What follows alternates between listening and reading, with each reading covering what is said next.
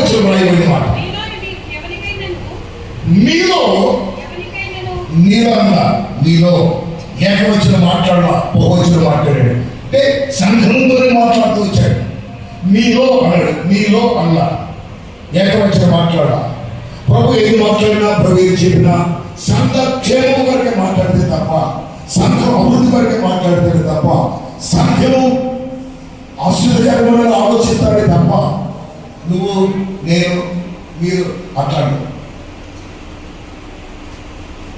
బహువచనంగా మాట్లాడు. మీలో ఎవరికైనాను జ్ఞానము కొదువుగా ఉన్నాయి కదా, అతడు దేవుని అడగాలి, అప్పుడు అది అతనికి అనుగ్రహించబడను. ఆయన ఎవరిని గద్దింపక అందరికీ ధారాళముగా దయచేవాడు. దేవుని